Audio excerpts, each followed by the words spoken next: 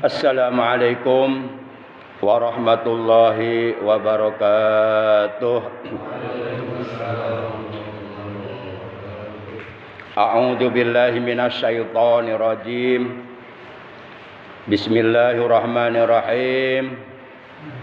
Alhamdulillahilladzi arsala rasulahu rahmatan lil alamin.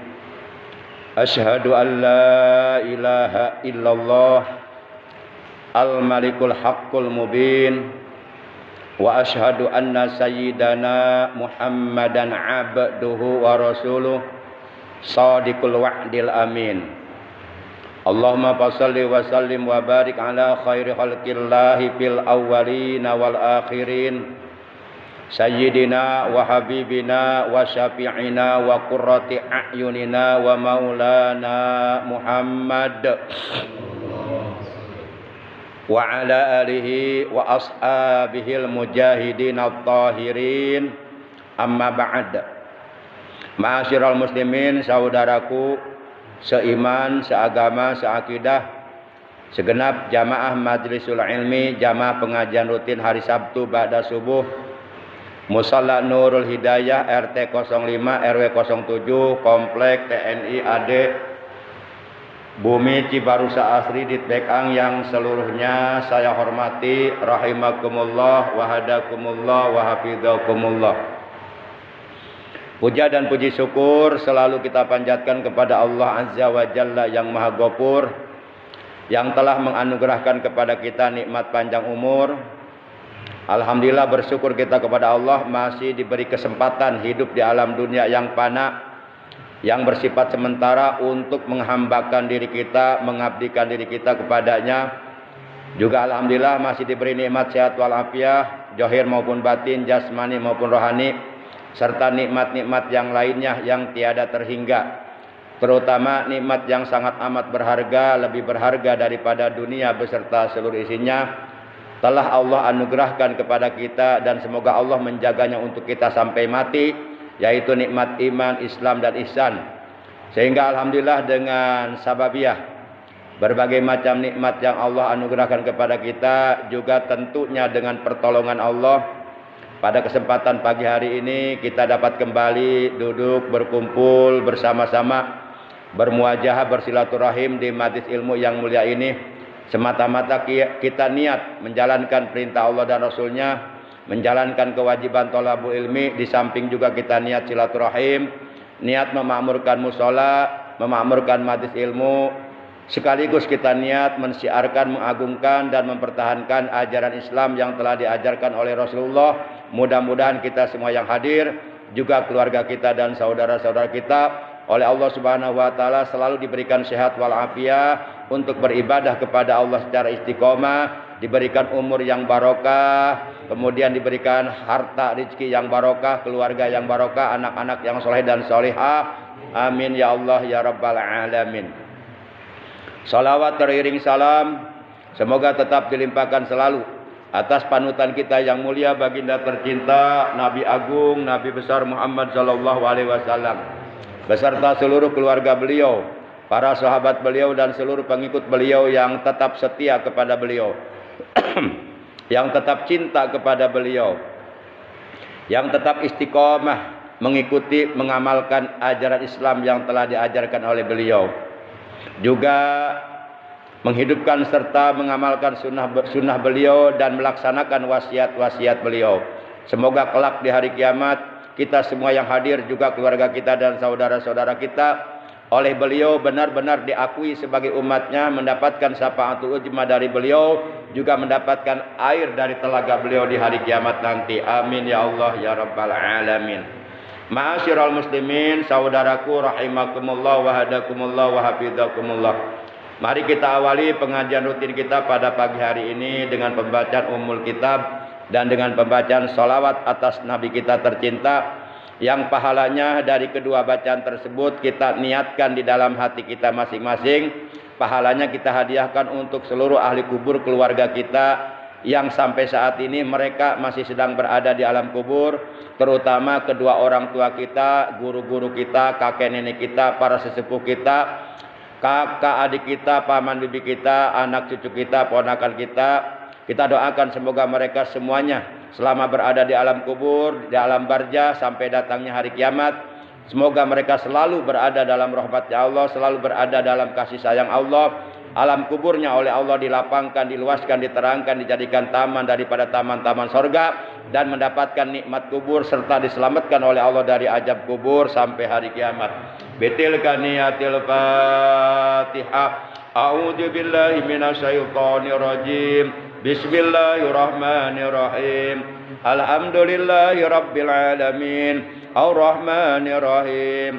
Maliki yaumiddin. Iyyaka na'budu wa iyyaka nasta'in. Ihdinas siratal mustaqim.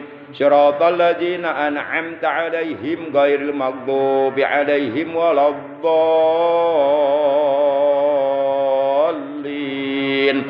Rabbighfir lana wa liwalidayna. Amin. Ya Nabi salam alaika, ya Rasul salam alaika.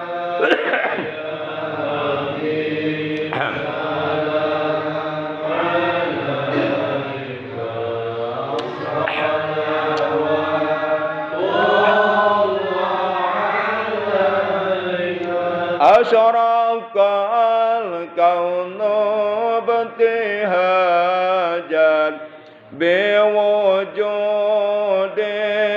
Mustafa Ahmad wali ahlil kauni unsun wa sururun qad tajaddad.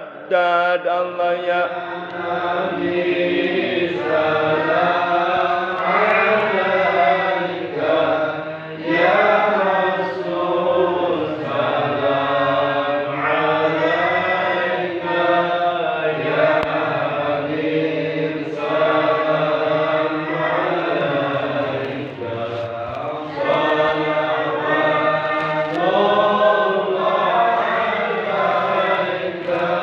Fatarabu yahlal masani bahasyarul yumni qanat. Fatarabu yahlal masani bahasyarul yumni qanat. Allah ya Nabi salam alaika, ya Rasul salam alaika, ya Habib salam alaika. Salawatullah alaika, walanal busyara bisa'adin mustamirin laisa yanfad aisutina ata'an jama'al fakhral mu'abbad. Allah ya Nabi salam alaika, ya Rasul salam alaika, ya Habib salam alaika.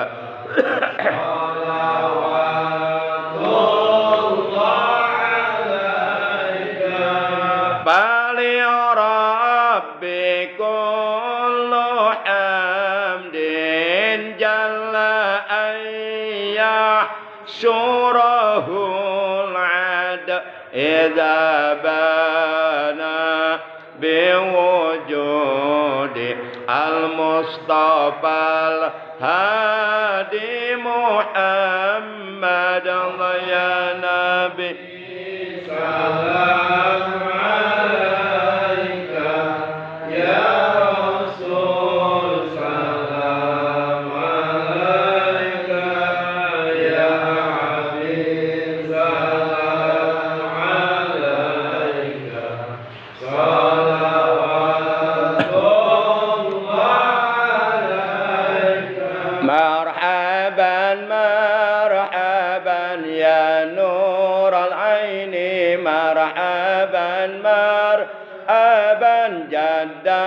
الحسين مرحبا مرحبا يا نور العين مرحبا مرحبا جد الحسين يا رسول الله أهلا مرحبا مرحبا بك إنا بك نسعد مرحبا مرحبا يا نبي سلام عليك مرحبا مرحبا يا رسول سلام عليك مرحبا مرحبا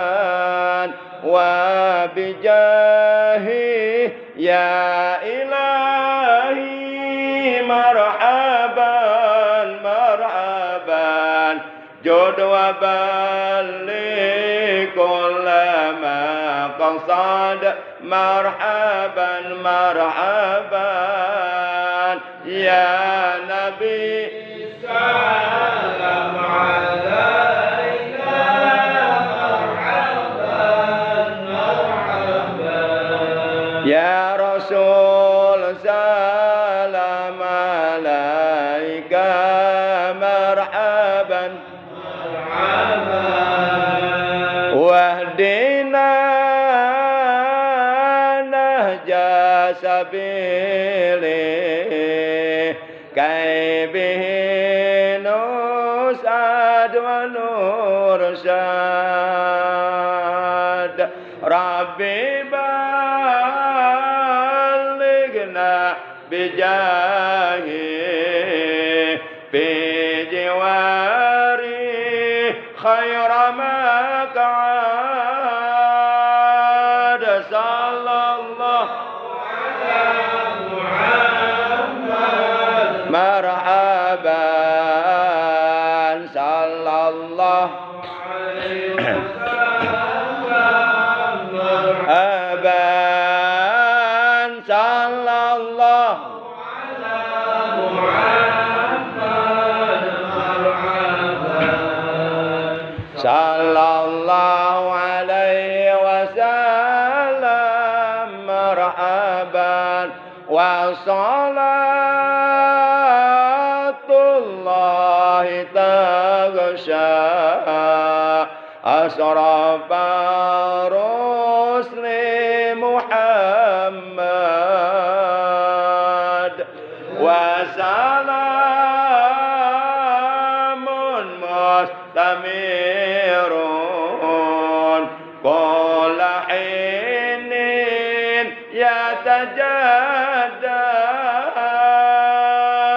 صلى الله على محمد مرحبا صلى الله عليه وسلم مرحبا صلى الله على محمد مرحبا يا رب صل عليه وسلم مرحبا اللهم صل وسلم وبارك عليه وعلى آله وصحبه. Ma'asyiral muslimin, saudaraku seiman, seagama, seakidah yang dimuliakan oleh Allah, yang saya hormati, rahimakumullah wa hadakumullah wa hafizakumullah. Apabila kita ingin meninggal dunia dengan membawa iman, Islam dan ihsan, yakni meninggal dunia dalam keadaan husnul khatimah, apabila kita ingin hidup kita barokah, apapun yang Allah anugerahkan, apapun yang Allah karuniakan, apapun yang Allah titipkan, apapun yang Allah berikan kepada kita, oleh Allah dibarokahkan, baik rezeki, baik ilmu, kesehatan badan, keluarga, pekerjaan dan sebagainya. Dan apabila kita ingin dan apabila kita tidak ingin, Allah Subhanahu wa taala mengirim sultanan joliman, pemimpin yang jolim, maka kita seyogyanya untuk selalu berkumpul dengan para ulama dan mendengarkan fatwa-fatwa mereka. Duduk berkumpul dengan para ulama, dengan orang-orang alim, dengan orang-orang yang soleh, dengan orang-orang yang ahli ibadah kepada Allah, dengan orang-orang yang ahli berzikir kepada Allah, dengan orang-orang yang ahli mendekatkan dirinya kepada Allah, dan mentaati kepada mereka, memuliakan mereka, dan melaksanakan fatwa-fatwa mereka. Karena apabila kita menjauhkan diri dari para ulama yang soleh, menjauhkan diri kita dari para ulama yang lurus, yang ahli ibadah, yang ahli berzikir,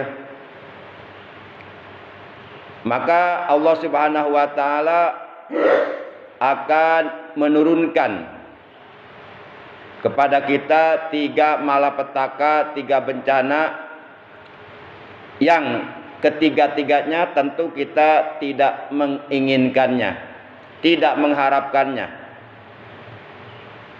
Rasulullah Shallallahu Alaihi Wasallam beliau telah bersabda dalam sebuah hadis, sayati jamanun ala ummati yapirruna minal ulama wal fuqaha fayabtaliyahumullahu bisalasati baliyatin ulaha yarfa'ul barakata min kasbihim wasaniha yusallitullahu alaihim sultanan joliman wasalisuha yakhrujuna minad dunya bi ghairi iman.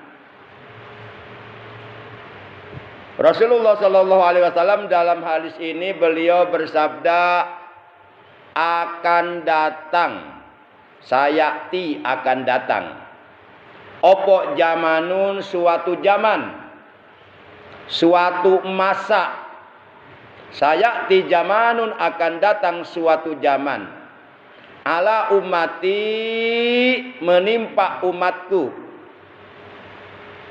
atas umatku, yapirruna, di mana pada zaman tersebut, pada zaman itu umat manusia melarikan diri atau menjauhkan diri, atau mereka umat manusia sudah tidak mau mendengarkan fatwa-fatwa para ulama yang soleh.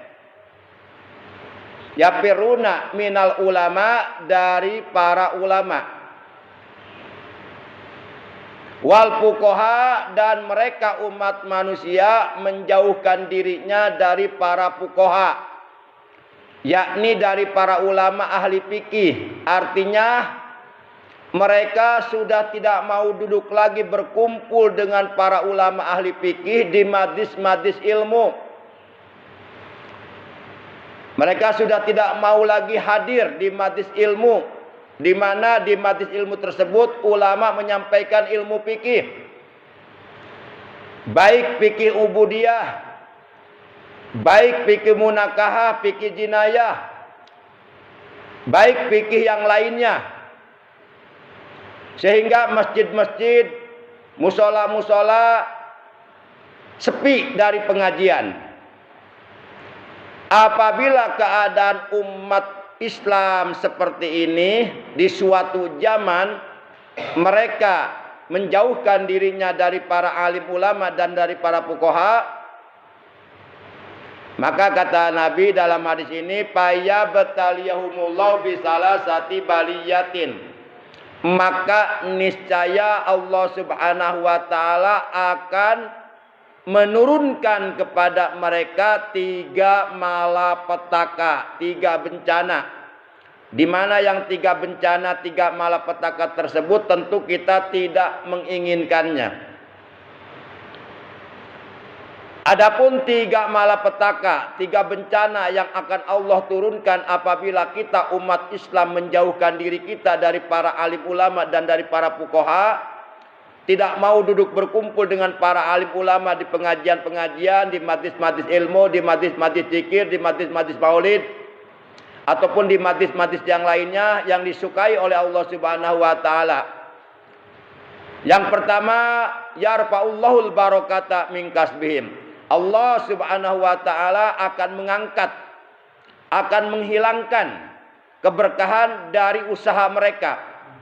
Apapun yang mereka usahakan dari pagi sampai malam sampai pagi, oleh Allah diangkat, dicabut, dihilangkan keberkahannya.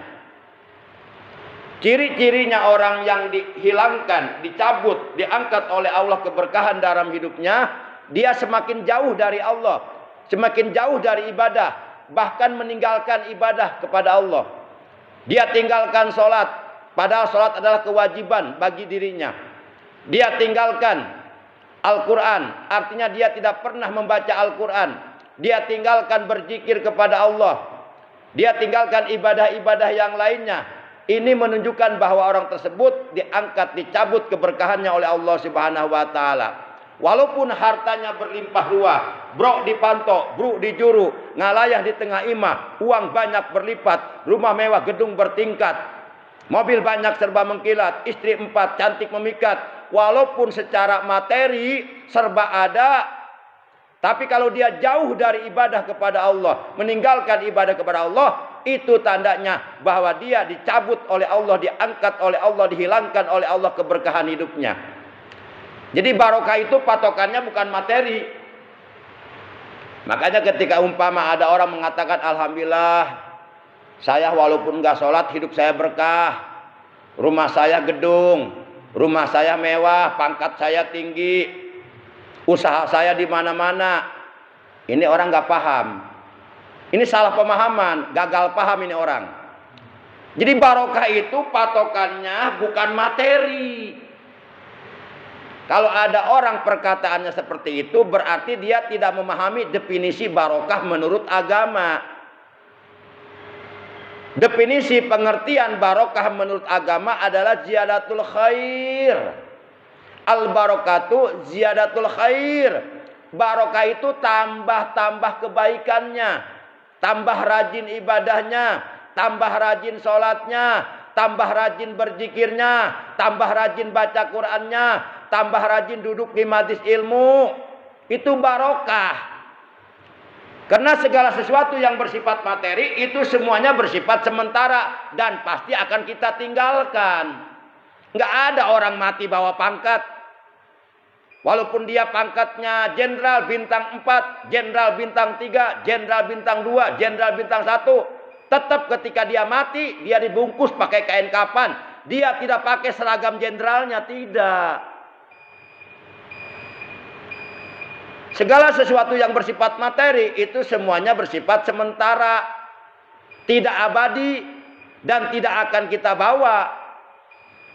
Harta yang akan kita bawa pulang, pangkat yang akan kita bawa pulang ke akhirat adalah harta benda, pangkat yang kita manfaatkan, kita gunakan untuk beribadah kepada Allah, untuk melakukan kebaikan, untuk melakukan kemaslahatan buat agama dan buat umat manusia. Baru itu akan bermanfaat. Jadi jangan sampai kita gagal paham, jangan sampai kita salah pengertian. Jadi barokah itu patokannya bukan materi, bukan harta, bukan pangkat. Buat apa uang banyak? Buat apa pangkat tinggi, jabatan tinggi? Kalau dia tidak beriman kepada Allah, kalau dia matinya kafir, kalau dia meninggalkan ibadah kepada Allah, kalau dia berani meninggalkan sholat, itu namanya enggak berkah, enggak barokah. Karena seluruh yang ia miliki, yang Allah titipkan kepada dia, baik harta maupun pangkat jabatan, itu semuanya akan ditinggalkan. Akan ditinggalkan. Kemudian kita mati, kita meninggalkan semuanya itu. Lalu kita dikubur. Nanti di alam kubur yang ditanya bukan pangkat, yang ditanya bukan jabatan, Yang ditanya bukan hartamu sebanyak apa, tidak. Yang ditanya marrabuka, madinuka, man nabiyuka, man imamuka, ma kiblatuka, ma ikhwanuka. Siapa Tuhanmu? Apa agamamu? Siapa nabimu? Siapa imammu? Apa kiblatmu? Siapa saudara-saudaramu? Itu yang ditanya. Itu semua pertanyaan akan bisa kita jawab apabila kita masuk ke alam kubur membawa amal kebaikan, membawa amal soleh, membawa amal ibadah yang diperintahkan oleh Allah, bukan membawa harta. Kalau umpama ada yang nanya, apa boleh kita mati bawa harta? Boleh. Maksudnya apa? Maksudnya harta yang kita miliki di dunia sekarang ini kita belanjakan di jalan Allah. Kita gunakan di jalan Allah. Kita infakkan kepada orang lain yang membutuhkannya. Terutama kepada fakir miskin, jompo-jompo, yatim piatu. Kita infakkan harta yang kita miliki untuk kepentingan agama, untuk pembangunan pesantren, untuk pembangunan majlis taklim, untuk pembangunan madrasah, untuk pembangunan masjid, musola dan lain sebagainya, untuk kepentingan umat Islam, untuk kepentingan syiar agama.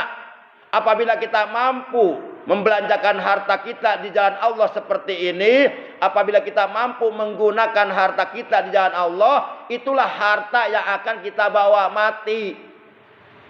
Secara zohir hartanya tidak dibawa mati, rumahnya tidak dibawa mati, rumahnya tidak ikut kuburan, mobilnya tidak ikut masuk ke dalam kuburan. Tapi oleh karena ketika hidup dalam dunia, dia manfaatkan mobilnya, dia manfaatkan rumahnya, dia manfaatkan uangnya untuk ibadah kepada Allah, untuk kepentingan umat Islam. Itu maknanya, itu artinya kita mati membawa harta.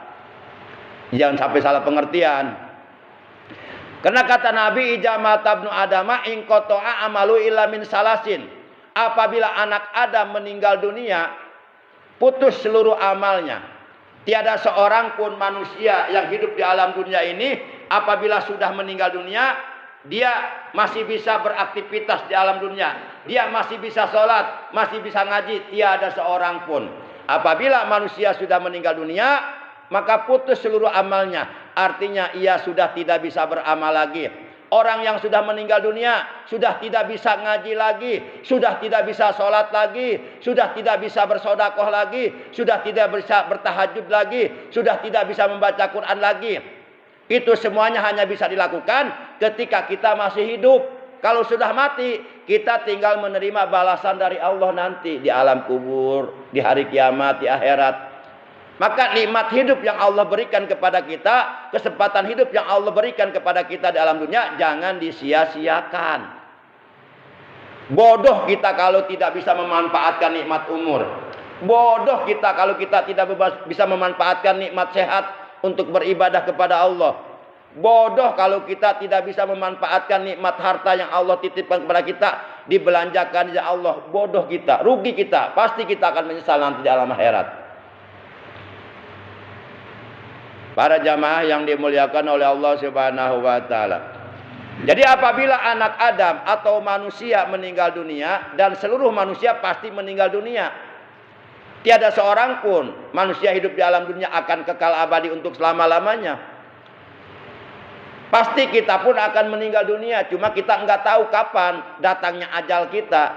Yang jelas ajal kematian telah ditentukan untuk kita, dan kita enggak akan pernah tahu.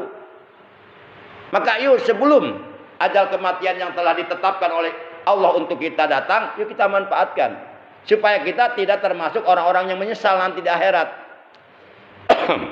Jadi kita harus menjadi orang yang pandai, orang yang cerdas. Hidup ini untuk apa sebenarnya? Apakah hidup hanya untuk makan atau makan untuk hidup? Kata Allah, wa ma khalaqtul jinna wal insa illa liya'budun. Tidaklah aku menciptakan seluruh jin dan seluruh manusia kecuali untuk beribadah. Para jamaah yang dimuliakan oleh Allah. Illa min salasin, kecuali 3 perkara kata Nabi. Apabila manusia mati, seluruh amalnya putus. Artinya ia sudah tidak bisa beramal lagi, sudah tidak bisa beribadah lagi, kecuali ada 3 perkara. Walaupun orangnya sudah mati, namun pahala amal yang telah dilakukannya selama hidupnya di alam dunia terus mengalir pahalanya ke alam kuburnya. Bagaikan air yang deras terus mengalir, enggak berhenti-henti. Padahal orangnya sudah mati. Padahal orangnya sudah berada di alam kubur. Namun pahala dari amal ibadah yang pernah dilakukannya ketika hidupnya di alam dunia terus pahalanya datang kepada dirinya di alam kubur.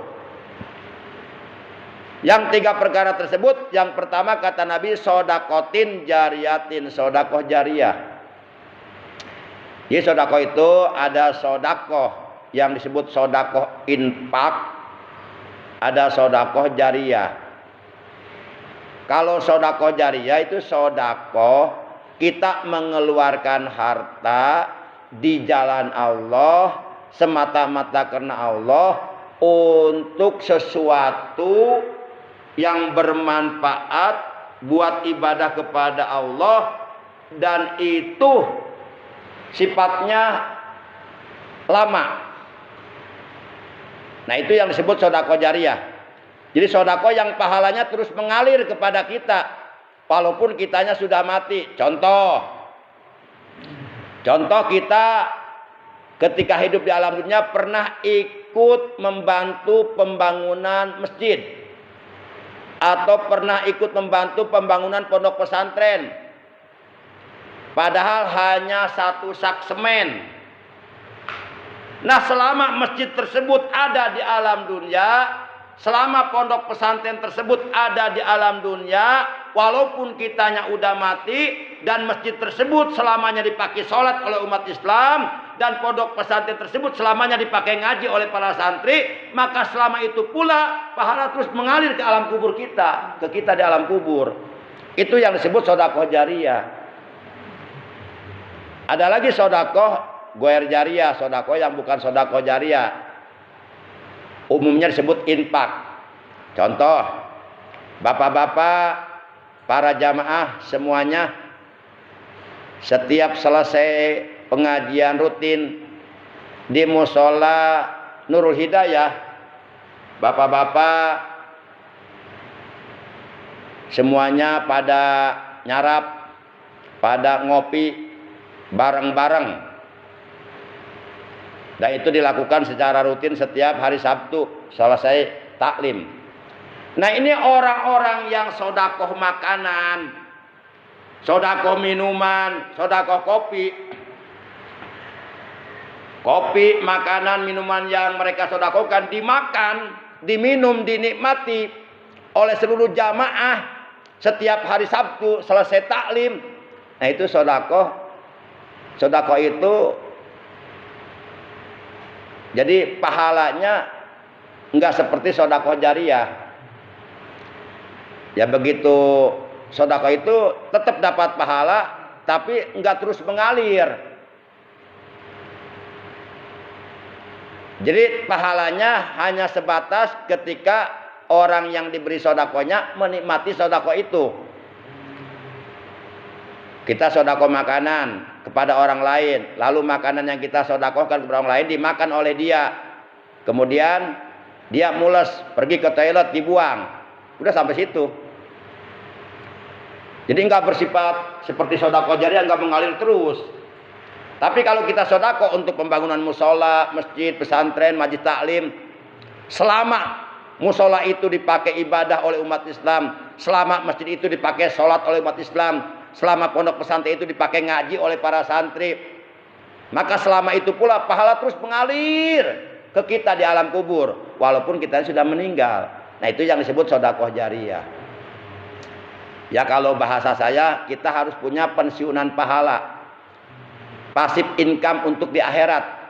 Walaupun orangnya sudah tidak bekerja, tapi terus dia dapat masukan, disebutnya pasif income.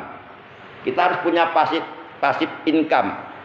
di akhirat, yaitu dengan cara kita melakukan sedekah jariyah, atau kita mendidik seorang anak yatim piatu yang tidak berayah, tidak beribu, kita adopsi, kita angkat menjadi anak kita dari kecil, dari bayi, bahkan kita rawat, kita sekolahkan, kita kuliahkan, kita pesantrenkan, kemudian dia jadi ulama besar, kemudian dia buka pesantren, punya murid ribuan, maka itu pahala yang mengalir terus buat kita.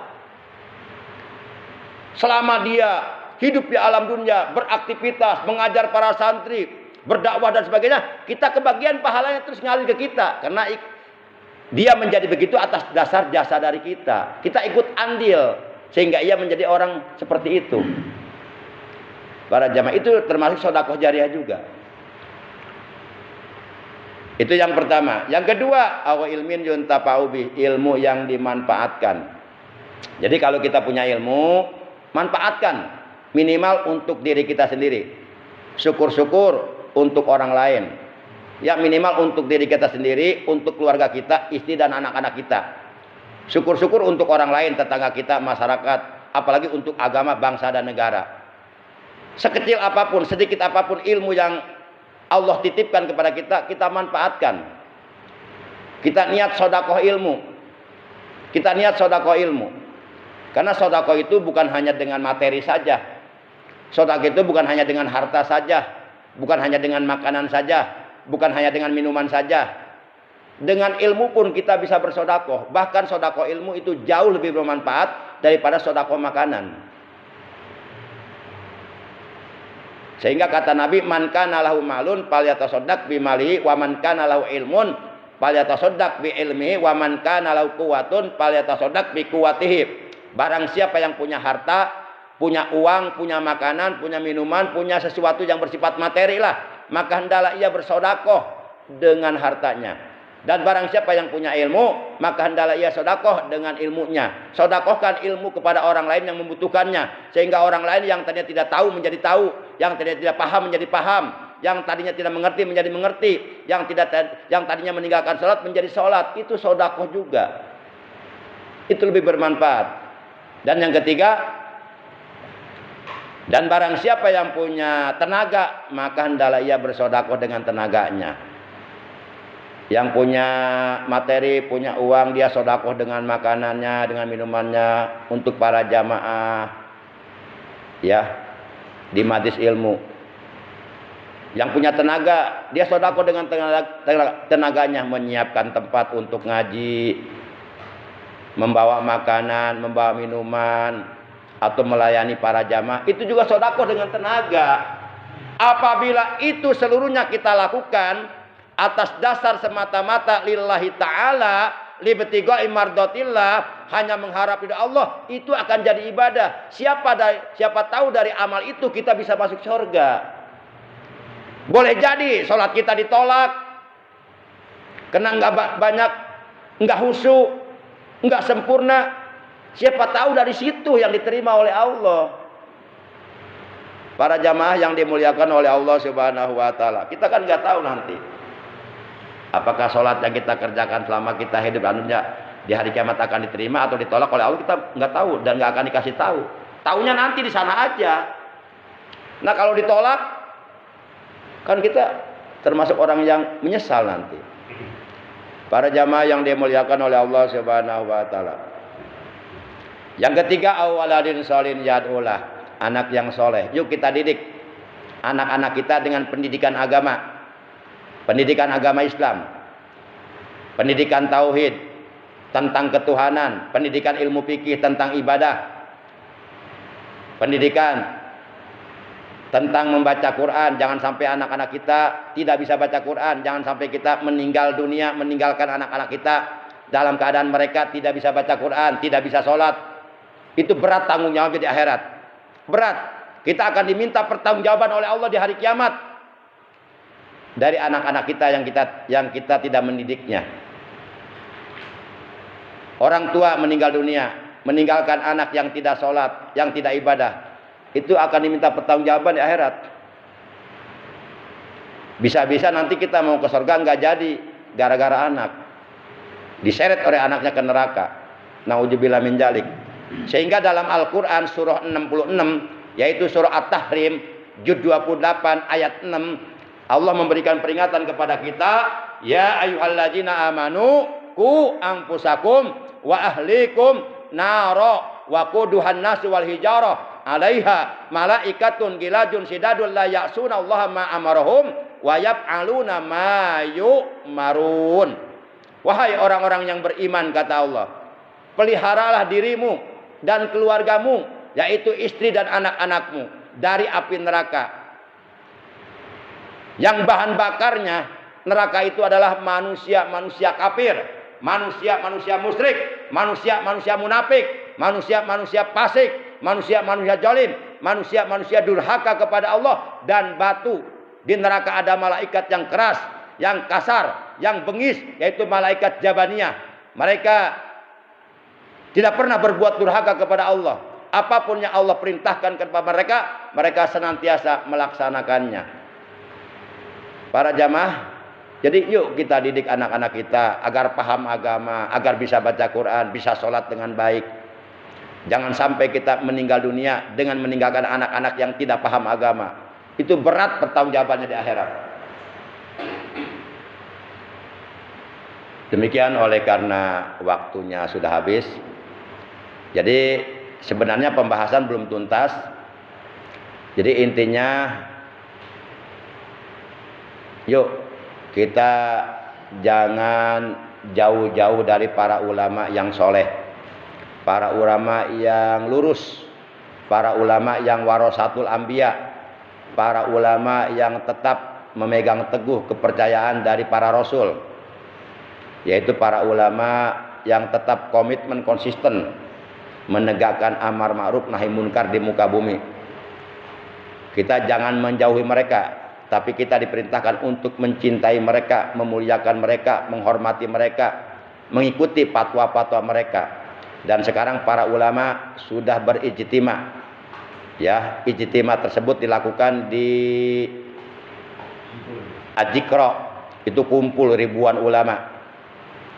Yuk kita nggak usah istikharah siapa pemimpin yang terbaik di antara 3 calon, nggak usah. Udah ada ijtima ulama, udah aja sami'na wa ata'na kepada ulama. Nanti mereka yang akan bertanggung jawab di hari kiamat kalau umpama salah pilih. Udah. Dan sebagaimana saya pesankan pada hari Sabtu yang lalu, kita jangan mendukung calon presiden atau calon legislatif hanya karena uang, jangan. Silahkan uangnya ambil, ya. Tapi tetap kita memilih sesuai hati nurani kita. Kalau kita uangnya ambil, kita coblos orangnya, kita dosanya 2 kali. Berarti kita disogok, berarti kita menerima sogokan. Jangan memilih calon pemimpin karena disogok oleh uang atau sembako, jangan. Itu sangat menjijikan buat saya. Kalau umpama ada calon presiden, ya pendukungnya, aktivisnya, atau tim suksesnya datang ke kampung-kampung, membeli suara rakyat, menyogok suara rakyat dengan membagikan uang, itu buat saya sangat menjijikan. Sangat menjijikan saya lihatnya itu. Hari gini masih begitu, cara-cara kotor seperti itu. Udah nggak laku zaman sekarang. Para jamaah yang dimuliakan oleh Allah, yuk kita pakai hati nurani kita, pakai akal pikiran kita yang sehat. Jangan sekali-kali memilih calon pemimpin karena kita disogok atau dikasih uang. Bahaya nanti. Kalau dia jadi pemimpin, dia akan berusaha untuk mengembalikan uang yang telah dikeluarkannya. Tidak akan memikirkan rakyat nantinya. Jadi kita dibodohin sama dia. Jangan mau dibodohin lagi udah. Kita udah capek. Udah lama dibodoh-bodohin melulu. Kita dianggap dungu. Baik para jamaah, mari kita tutup taklim kita pada pagi hari ini dengan ucapan hamdalah. Alhamdulillahirabbil alamin. Subhanakallahumma wa bihamdika asyhadu an la ilaha illa anta wahdaka la syarika laka astaghfiruka wa atubu ilaik. Astaghfirullah Rabbal baraya, astaghfirullah minal khata khataya astaghfirullah rabbal baraya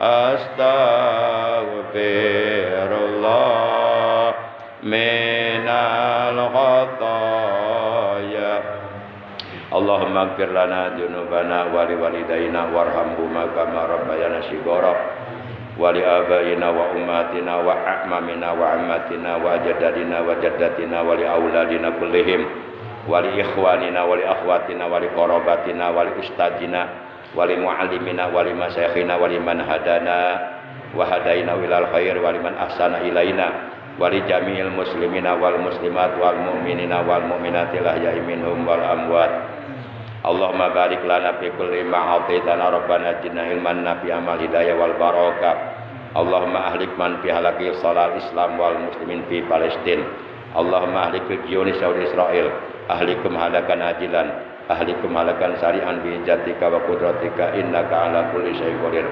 Allahumma ahlikil zalimin bil zalimin Allahumma ahlikil zalimin bil zalimin Allahumma ahlikil zalimin bil zalimin Rabbana atina fid dunya hasanah wa fil akhirati hasanatan wa qina adzabannar wa sallallahu ala sayidina Muhammad wa ala alihi wa sahbihi baraka wa sallam subhana rabbika rabbil izzati amma yasifun wa salamun alal mursalin walhamdulillahi rabbil alamin. Terima kasih. Adana Allah wa iyyakum ajmain. Wassalamualaikum warahmatullahi wabarakatuh.